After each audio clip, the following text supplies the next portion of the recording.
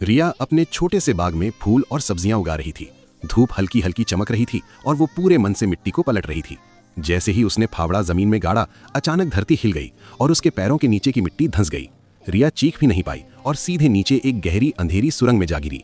कुछ पल तक उसे कुछ दिखाई नहीं दिया। जब आंखें अंधेरे में अभ्यस्त हुईं तो उसका दिल जोर जोर से धड़कने लगा। वो जगह साधारण गुफा नहीं थी। चारों तरफ दीवारें चमक रही थीं। पत्थरों की जगह वहां चांदी की सिल्लियां और चमचमाते हीरे जड़े हुए थे।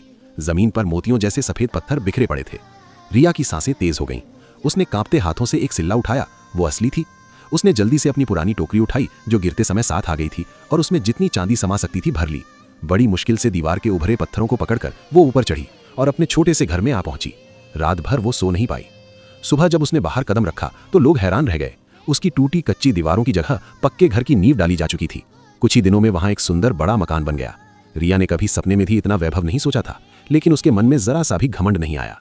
अगले दिन उसने सोचा, मां के इलाज के लिए और पैसे चाहिए। वो फिर उसी जगह गई और सावधानी से नीचे उतरी। इस बार उसने थोड़े हीरे उठाए और शहर जाकर एक अच्छी गाड़ी खरीदी ताकि मां को आराम से अस्पताल ले जा सके। गांव वाले दंग रह गए।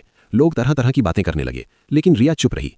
तीसरे दिन उसके मन में एक और विचार आया, जब भगवान ने मुझे दिया है तो क्यों ना मैं गांव के स्कूल और अस्पताल के लिए मदद करूं।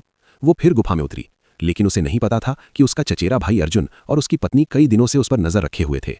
उनकी आंखों में लालच साफ झलक रहा था। जैसे ही रिया ने कुछ सिल्लियां उठाईं, पीछे से अर्जुन ने उसे जोर से धक्का दे दिया। रिया गिर पड़ी। उसकी पत्नी ठहाका लगाकर बोली, बहुत नेक बन रही थी ना तू, अब ये सारा खजाना हमारा है। दोनों जल्दी जल्दी बोरे भरने लगे।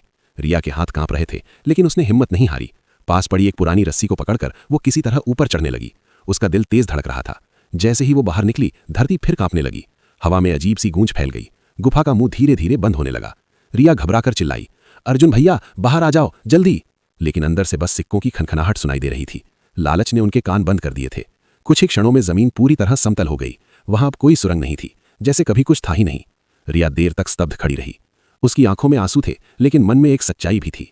वो गुफा शायद सिर्फ जरूरत और सच्चे इरादों के लिए खुलती थी, लालच के लिए नहीं। रिया ने जितना धन पहले निकाला था, उसी से उसने गांव में स्कूल बनवाया, अस्पताल खुलवाया और कई गरीब परिवारों की मदद की। धीरे धीरे पूरे गांव की तस्वीर बदल गई। लोग उसे दिल से दुआएं देने लगे, और जो लालच में अंधे हो गए थे वे उसी चमक में कहीं खो गए। याद रखिए, जब नीयत साफ होती है तो किस्मत भी दरवाजे खोल देती है, लेकिन लालच इंसान से सब कुछ छीन लेता है। ऐसी ही और मजेदार कहानियों के लिए वीडियो को लाइक करें और चैनल को सब्सक्राइब करें।